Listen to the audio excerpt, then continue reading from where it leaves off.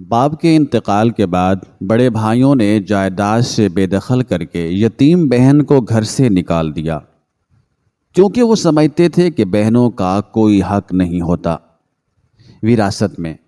انہوں نے گڑ گڑاتی اور روتی ہوئی بہن پر حویلی کے دروازے ہمیشہ کے لیے بند کر دیے تھے۔ آج 10 سال بعد جب وہ بھائی قرض میں ڈوب کر عدالت میں دیوالیہ ہونے کی درخواست لے کر گئے تو جج کی کرسی پر بیٹھی خاتون کو دیکھ کر ان کے ہوش اڑ گئے، کیونکہ وہ جج کوئی اور نہیں بلکہ حاجی رحمت اس شہر کے ان گنے چنے رئیسوں میں شمار ہوتے تھے جن کی دولت اور جائیداد کا کوئی حساب نہیں تھا۔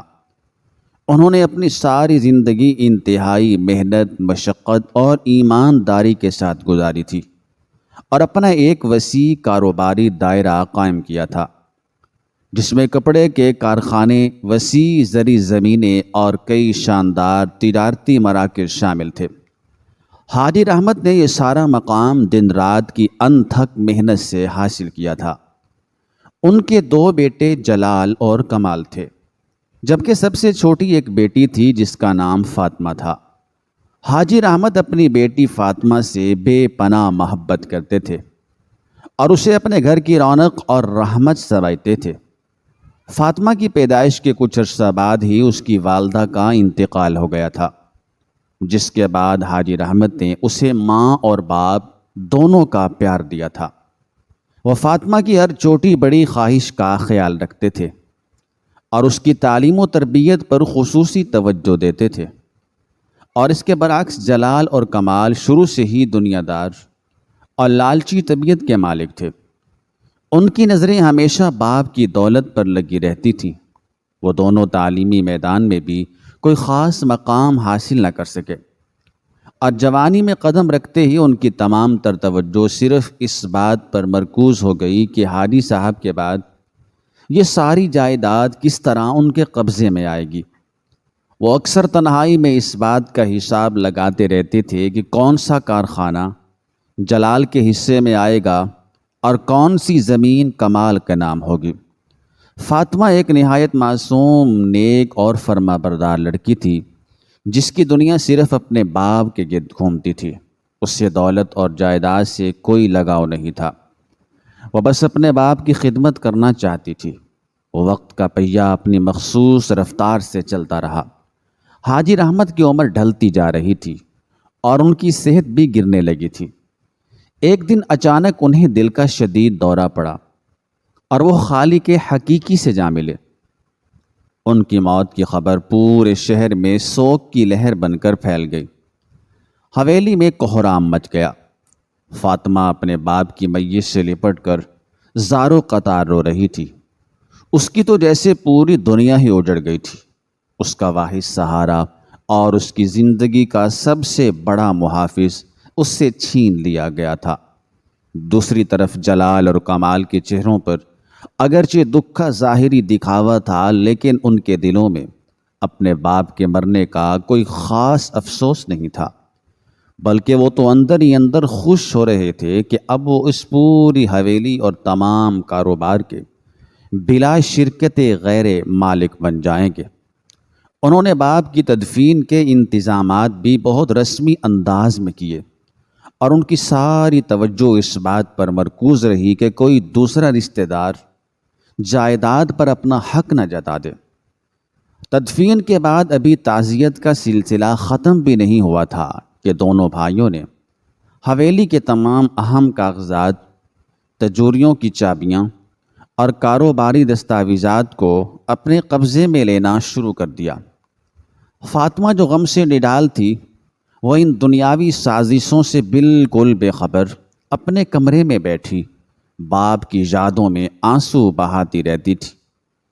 ایک رات جب حویلی میں مکمل سناٹا چھایا ہوا تھا اور باہر آسمان پر کالے بادل گرج رہے تھے، تیز ہوائیں چل رہی تھیں، جلال اور کمال نے فاطمہ کو حویلی کے بڑے اور وسیع صحن میں بلوایا۔ فاطمہ کے قدم بوجھل تھے اور اس کی آنکھوں سے مسلسل آنسو بہہ رہے تھے۔ وہ سمجھ رہی تھی کہ شاید اس کے بھائی اسے تسلی دینے اور اس کا غم بانٹنے کے لیے بلا رہے ہیں، لیکن اسے اس طوفان کا بالکل اندازہ نہیں تھا جو اس کی زندگی میں آنے والا تھا۔ جلال جو کہ سب سے بڑا اور نہایت سخت دل انسان تھا، اس نے فاطمہ کی طرف انتہائی کرخت اور بے رحم نظروں سے دیکھا اور بغیر کسی تمہید کے انتہائی شفاقانہ انداز میں کہا کہ فاطمہ، اب حاجی صاحب اس دنیا میں نہیں رہے اور انہوں نے جو کچھ بھی بنایا تھا وہ سب اب ہمارے یعنی میرے اور کمال کے نام پر ہے۔ ہم دونوں بھائیوں نے فیصلہ کیا ہے کہ اس گھر اور کاروبار میں تمہارا کوئی حصہ نہیں ہے اور ہم مزید تمہارا بوجھ نہیں اٹھا سکتے، اس لیے تم فوراً اپنے کمرے میں جاؤ، اپنا سامان باندھو اور ہمیشہ کے لیے اس حویلی سے نکل جاؤ۔ فاطمہ یہ سن کر سکتے میں آ گئی، اس کے قدموں تلے سے زمین نکل گئی۔ اسے اپنے کانوں پر یقین نہیں آ رہا تھا کہ اس کے سگے بھائی اس کے ساتھ ایسا ظلم کر سکتے ہیں۔ وہ روتے ہوئے آگے بڑھی اور اس نے جلال کے ہاتھ پکڑ کر التجا کی کہ وہ ایسا ظلم نہ کرے۔ اس نے روتے ہوئے کہا کہ وہ تو ابھی تک باپ کی موت کے صدمے سے باہر نہیں آئی ہے اور اس حالت میں وہ اس اندھیری اور طوفانی رات میں کہاں جائے گی۔ اس نے ان سے منتیں کی کہ شرعی اور قانونی طور پر باپ کی جائیداد میں بیٹی کا بھی حصہ ہوتا ہے اور اگر وہ اسے کوئی جائیداد یا دولت نہیں دینا چاہتے تو نہ دیں، لیکن کم از کم اسے اس حویلی کے ایک چھوٹے سے کونے میں رہنے کی جگہ دے دیں تاکہ وہ اپنے باپ کی نشانیوں کے سائے میں اپنی زندگی گزار سکے۔ اس نے التجا کی کہ وہ ان کے کپڑے دھو دے گی، ان کے گھر کی صفائی کر لے گی، لیکن اسے بے گھر نہ کریں۔ کمال جو کہ دولت کے نشے میں مکمل طور پر اندھا ہو چکا تھا، اس نے آگے بڑھ کر فاطمہ کو اتنے زور سے دھکا دیا کہ وہ دور جا کر فرش پر گری اور اس کے ماتھے پر گہری چوٹ لگ گئی۔ کمال نے انتہائی نفرت انگیز لہجے میں چلاتے ہوئے کہا کہ یہ حویلی کوئی یتیم خانہ نہیں ہے جہاں ہم تمہیں مفت کی روٹیاں توڑنے کے لیے بٹھا کر رکھیں، اور ہمیں تمہارے شرعی یا قانونی حقوق کے بارے میں کوئی سبق دینے کی ضرورت نہیں ہے۔ تم ہماری نظر میں ایک غیر ہو اور تمہارا اس گھر سے کوئی تعلق نہیں ہے۔ ہم نے تمہاری شادی اور دیگر اخراجات کا کوئی بوجھ نہیں اٹھانا، اس لیے شرافت سے اپنا سامان اٹھاؤ اور دفع ہو جاؤ، ورنہ ہم تمہیں دھکے دے کر باہر نکال دیں گے۔ فاطمہ زمین پر بیٹھی زاروں قطار رو رہی تھی۔ وہ اپنے دونوں بھائیوں کے پیروں میں گر گئی۔ اس نے انہیں واسطے دیے، خدا کا خوف دلایا، لیکن ان ظالموں کے دل پتھر بن چکے تھے۔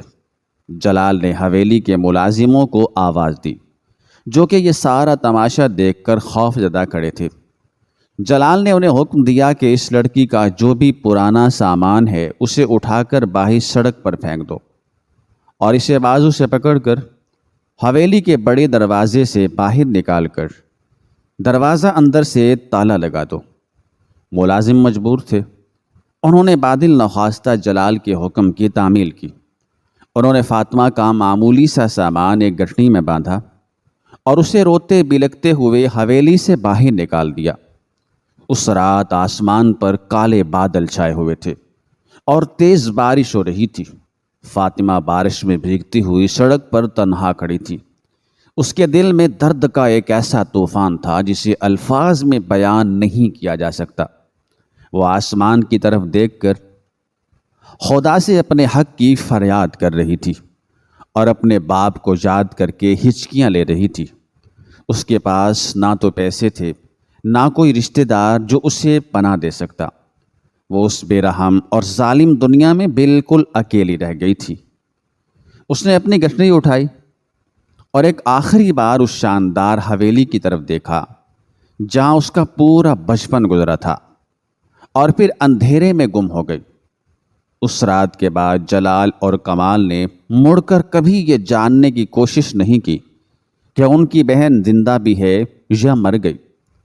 انہوں نے حاجی رحمت کے تمام کارخانوں اور جائیداد پر اپنا مکمل تسلط قائم کیا۔ انہوں نے باپ کے بنائے ہوئے ایمانداری اور اصولوں کے تمام راستے ترک کر دیے اور دولت کمانے کے لیے دھوکہ دہی، ملاوٹ اور بے ایمانی کا سہارا لینا شروع کر دیا۔ شروع کے کچھ سالوں میں ان کی اس بے ایمانی نے انہیں بظاہر بہت فائدہ دیا۔ انہوں نے شہر کے مہنگے ترین علاقوں میں مزید زمینیں خریدیں، نئی اور پرتعیش سواریاں حاصل کیں اور اپنی زندگی کو ہر قسم کی خرافات میں غرق کر دیا۔ ان کی حویلی میں روزانہ رات کو محفلیں سجا کرتی، جہاں وہ اپنے جیسے لالچی اور خوش آمدید دوستوں کے ساتھ مل کر جوئے میں لاکھوں روپے اڑا دیتے تھے۔ ان کا غرور اس قدر بڑھ چکا تھا کہ وہ غریبوں کو انسان ہی نہیں سمجھتے تھے۔ ان کے کارخانوں میں کام کرنے والے محنت کشوں کا استحصال کیا جاتا، انہیں وقت پر اجرت نہیں دی جاتی تھی، اور جو کوئی اپنا حق مانگتا اسے دھکے دے کر نکال دیا جاتا تھا۔ جلال اور کمال یہ سمجھ بیٹھے تھے کہ ان کی دولت اور طاقت ہمیشہ قائم رہے گی اور خدا کی لاٹھی کبھی ان پر نہیں برسے گی، لیکن وہ یہ بھول گئے تھے کہ مظلوم کی آہ کبھی رائے گاہ نہیں جاتی اور قدرت کا نظام انصاف بہت سخت ہوتا ہے۔ جیسے جیسے وقت گزرتا گیا ان کے گناہوں اور ظلم کا گھڑا بھرنے لگا۔ ان کی بے ایمانیوں کی وجہ سے تجارتی منڈی میں ان کا نام خراب ہونے لگا۔ خریداروں نے ان کا مال خریدنا بند کر دیا، جس کی وجہ سے کارخانوں میں کروڑوں کا مال پڑا خراب ہونے لگا۔ کمال، جو کہ جوئے کی لت میں مکمل طور پر تباہ ہو چکا تھا، وہ روزانہ حویلی اور کارخانوں کے کاغذات گروی رکھ کر جوئے کے اڈے پر جاتا اور سب کچھ ہار کر واپس آ جاتا۔ جلال نے زیادہ منافع کمانے کے لالچ میں کچھ نوسر بازوں کے ساتھ مل کر غیر ملکی تجارت میں اپنی ساری جمع پونجی لگا دی۔ وہ نوسر باز فراڈیے نکلے اور وہ جلال کے کروڑوں روپے لے کر راتوں رات غائب ہو گئے۔ جب جلال کو اس دھوکے کا علم ہوا تو اس کے پیروں تلے سے زمین نکل گئی۔ اس نقصان کو پورا کرنے اور کارخانوں کو چلانے کے لیے اس نے مالیاتی اداروں اور نجی سود خوروں سے بھاری شرح سود پر قرضے لینا شروع کر دیے۔ وہ ایک قرض اتارنے کے لیے دوسرا قرض لیتا، اور یوں وہ سود کے ایک ایسے دلدل میں پھنستا چلا گیا جس سے نکلنا ناممکن تھا۔ چند ہی سالوں میں ان کی ساری شان و شوکت خاک میں مل گئی، کارخانے بند ہو گئے، جائیدادیں بک گئیں اور سواریاں قرق کر لی گئیں۔ قرض دینے والے اہلکار اور سود خور روزانہ ان کی حویلی کے دروازے پر آ کر کھڑے ہو جاتے اور انہیں برا بھلا کہتے۔ ان کے تمام دوست، وہ جو ان کی محفلوں کی دونک ہوتے تھے، وہ سب انہیں چھوڑ کر بھاگ گئے، اور کسی نے برے وقت میں ان کی کوئی مدد نہیں کی۔ 10 سال کا طویل عرصہ گزرنے کے بعد حالت یہاں تک پہنچ گئی کہ مالیاتی ادارے نے ان کی وہ آبائی حویلی بھی اپنے قبضے میں لے لی، جس کے غرور میں انہوں نے اپنی یتیم بہن کو دھکے دے کر نکالا تھا۔ جلال اور کمال کو حویلی سے بے دخل کر دیا گیا، اور اب وہ شہر کے ایک انتہائی پسماندہ علاقے میں ایک چھوٹے سے کرائے کے مکان میں رہنے پر مجبور ہو گئے تھے۔ ان کے پاس پہننے کے لیے ڈھنگ کے کپڑے نہیں تھے، اور کئی دن انہیں فاقے کرنے پڑتے تھے۔ قرضداروں کا خوف ان پر اتنا سوار تھا کہ وہ دن کے وقت گھر سے باہر نکلنے کی ہمت نہیں کرتے تھے۔ ہر وقت انہیں یہی ڈر لگا رہتا تھا کہ کوئی سود خور انہیں پکڑ کر مار نہ دے۔ ان کی زندگی ایک عذاب بن چکی تھی، اور انہیں اپنا ہر وہ گناہ یاد آنے لگا تھا جو انہوں نے دولت کے نشے میں کیا تھا، لیکن اب پچھتانے کا کوئی فائدہ نہیں تھا۔ آخر کار جب ان پر قرضوں کا بوجھ اس قدر بڑھ گیا کہ ان کی جان کو خطرہ لاحق ہو گیا، تو ان کے پاس بچاؤ کا صرف ایک ہی راستہ رہ گیا کہ وہ عدالت کا دروازہ کھٹکھٹائیں اور قانون کے تحت خود کو دیوالیہ قرار دلوا دیں، تاکہ وہ قرضداروں کے روز روز کے عذاب اور دھمکیوں سے بچ سکیں۔ یہ فیصلہ ان کے لیے موت سے بھی زیادہ تکلیف دہ تھا، کیونکہ اس کا مطلب تھا کہ شہر کا وہ جلال اور کمال جو کبھی بادشاہوں جیسی زندگی گزارتے تھے، آج پوری دنیا کے سامنے اپنے فقیر ہونے کا اعلان کرنے والے تھے۔ ایک صبح دونوں بھائی اٹھے، انہوں نے اپنے پرانے اور پھٹے ہوئے کپڑے پہنے ان کے چہروں پر مایوسی اور ذلت کی سیاہی پھیلی ہوئی تھی۔ وہ سر جھکائے انتہائی بوجھل قدموں کے ساتھ عدالت کی طرف چل پڑے۔ راستے میں جو بھی انہیں دیکھتا وہ حیرت اور عبرت سے انہیں تکتا رہتا۔ عدالت کی وہ پرشکوہ عمارت ان کے سامنے کھڑی تھی، جو کبھی انہیں بہت معمولی لگتی تھی۔ آج وہ اسی عمارت میں ایک بھکاری کی طرح داخل ہو رہے تھے۔ عدالت کے اندرونی حصے میں لوگوں کا ایک بڑا ہجوم تھا۔ کوئی اپنے مقدمے کی تاریخ کا انتظار کر رہا تھا اور کوئی اپنے وکیل کے ساتھ بحث میں مصروف تھا۔ جلال اور کمال چلتے ہوئے اس مخصوص کمرے کی طرف بڑھے جہاں مالیاتی اور دیوالیہ پن کے مقدمات سنے جاتے تھے۔ وہ کمرہ اندر سے کافی وسیع اور پروقار تھا۔ کمرے کے بالکل سامنے ایک اونچا چبوترا بنا ہوا تھا، جس پر جج کی ایک بڑی اور شاندار کرسی رکھی تھی، اور اس کے سامنے ایک لکڑی کا پرانا اور مضبوط کٹہرا تھا جس میں سائلوں کو کھڑا کیا جاتا تھا۔ جلال اور کمال کامتی ٹانگوں کے ساتھ اس کٹہرے میں جا کر کھڑے ہو گئے۔ ان کی حالت اتنی قابل رحم تھی کہ عدالتی عملہ بھی انہیں حقارت کی نگاہ سے دیکھ رہا تھا۔ کمرے میں مکمل خاموشی چھائی ہوئی تھی اور سب لوگ جج کے آنے کا بے صبری سے انتظار کر رہے تھے۔ جلال کے ماتھے پر پسینہ آ رہا تھا اور کمال خوف سے اپنے ناخن چبا رہا تھا۔ انہیں بار بار وہ طوفانی رات یاد آ رہی تھی جب انہوں نے اسی طرح اپنی معصوم بہن کو بے آسرا چھوڑ دیا تھا، اور آج وہ خود پوری دنیا کے سامنے بے آسرا اور ذلیل کھڑے تھے۔ اچانک عدالت کے کمرے کا عقبی بھاری دروازہ ایک زوردار آواز کے ساتھ کھلا اور ایک انتہائی باروب خاتون، جس نے کالے رنگ کا لمبا اور باوقار عدالتی لباس پہن رکھا تھا، اپنے محافظوں اور عملے کے ساتھ اندر داخل ہوئی۔ اس کے چہرے پر ایک عجیب سا نور اور فیصلہ کن سختی تھی۔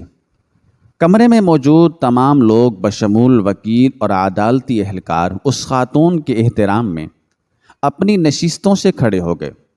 جلال اور کمال بھی لرزتے ہوئے اپنے کٹہرے میں سیدھے کھڑے ہو گئے۔ وہ خاتون چلتی ہوئی سیدھی اس اونچے چبوترے تک پہنچی اور انتہائی وقار کے ساتھ جج کی اس بڑی سی کرسی پر براجمان ہو گئی۔ اس نے اپنے سامنے رکھی ہوئی مقدمات کی موٹی فائلوں کو کھولا اور ایک نظر پورے کمرے پر ڈالی۔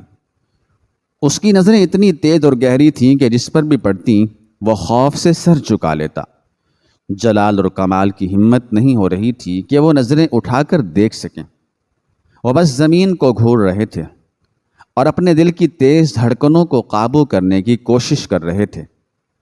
عدالتی اہلکار نے آگے بڑھ کر بآواز بلند ان دونوں بھائیوں کا نام پکارا اور ان کا مقدمہ پیش کرتے ہوئے بتایا کہ یہ شہر کے پرانے تاجر جلال اور کمال ہیں، جو کروڑوں روپے کے قرض میں ڈوب چکے ہیں اور اب عدالت سے استدعا کر رہے ہیں کہ انہیں دیوالیہ قرار دے کر قرضداروں سے تحفظ فراہم کیا جائے۔ جج نے انتہائی خاموشی اور گہری توجہ سے ان کی فائل کا مطالعہ کیا۔ اس کے چہرے پر کوئی خاص تاثر نہیں تھا۔ قانون کو مکمل طور پر پڑھنے کے بعد اس نے ایک لمبی سانس لی اور اپنے سر کو اوپر اٹھایا۔ اس نے اپنی انتہائی پروقار روبدار اور گونجتی ہوئی آواز میں ان دونوں بھائیوں کو حکم دیا کہ وہ کٹہرے کے بالکل قریب آئیں اور اپنا چہرہ اوپر کر کے عدالت کا سامنا کریں۔ جلال اور کمال کے جسم خوف سے کانپ رہے تھے۔ انہوں نے ڈرتے ڈرتے ایک قدم آگے بڑھایا، اور جب انہوں نے اپنی لرزتی ہوئی نظریں اوپر اٹھا کر جج کی کرسی کی طرف دیکھا تو ان دونوں کے پیروں تلے سے جیسے زمین کھسک گئی۔ ان کے ہوش مکمل طور پر اڑ گئے۔ ان کے دل کی دھڑکن ایک لمحے کے لیے بالکل بند ہو گئی اور ان کی آنکھیں صدمے اور شدید حیرت سے پھٹی کی پھٹی رہ گئیں۔ ان کے حلق میں جیسے کانٹے چبھنے لگے اور ان کے منہ کھلے کے کھلے رہ گئے۔ ان کے پورے جسم پر ایک ایسا لرزہ طاری ہوا کہ وہ کٹہرے کی لکڑی کو مضبوطی سے پکڑنے پر مجبور ہو گئے، کیونکہ وہ باروب خاتون کوئی عام جج نہیں تھی، بلکہ وہ ان کی اپنی سگی اور یتیم بہن فاطمہ تھی۔ جسے انہوں نے 10 سال پہلے باپ کی جائیداد سے بے دخل کر کے رات کے اندھیرے اور تیز بارش میں بے رحمی سے دھکے دے کر گھر سے نکال دیا تھا۔ اور آج قدرت کا انتقام دیکھیں کہ وہی بے بس فاطمہ ان کی قسمت، ان کی زندگی اور موت کا فیصلہ کرنے کے لیے ان کے سامنے جج کی کرسی پر بیٹھی تھی۔ فاطمہ نے اپنے دونوں بھائیوں کو اس قدر خستہ حال اور ذلیل حالت میں دیکھا تو اس کی آنکھوں میں ایک لمحے کے لیے دکھ کی پرچھائیں لہرائیں، لیکن اس نے فوراً اپنے جذبات پر قابو پا لیا۔ وہ اب صرف ایک بہن نہیں تھی، بلکہ انصاف کی کرسی پر بیٹھی ایک منصف تھی، جس نے اپنی زندگی کے ان 10 سالوں میں بے پناہ مشکلات کا سامنا کر کے تعلیم حاصل کی تھی اور اپنی محنت کے بلبوتے پر اس اعلیٰ مقام تک پہنچی تھی۔ جلال اور کمال شرمندگی اور ندامت کے بوجھ تلے دبے جا رہے تھے، ان کی زبانیں گنگ ہو چکی تھیں اور وہ ایک لفظ بھی بولنے کے قابل نہیں تھے۔ انہیں وہ لمحہ یاد آ رہا تھا جب انہوں نے فاطمہ کو کہا تھا کہ شرافت سے نکل جاؤ ورنہ دھکے دے کر نکال دیں گے۔ آج قدرت انہیں اسی مقام پر لے آئی تھی۔ فاطمہ نے عدالت کے کمرے میں موجود تمام لوگوں پر ایک نظر ڈالی اور پھر گہری اور پرسکون آواز میں اپنا فیصلہ سنانا شروع کیا۔ اس نے کہا کہ عدالت کے سامنے پیش کیے گئے تمام شواہد اور مالیاتی دستاویزات سے یہ بات پوری طرح ثابت ہو چکی ہے کہ جلال اور کمال نے اپنے کاروبار کو ایمانداری سے چلانے کی بجائے بے ایمانی، دھوکہ دہی اور جوئے جیسی خرافات میں اپنی ساری دولت برباد کی ہے۔ انہوں نے نہ صرف اپنے والد کی محنت سے بنائی گئی حویلی اور کارخانوں کو تباہ کیا، بلکہ سینکڑوں غریب محنت کشوں کا حق بھی مارا ہے۔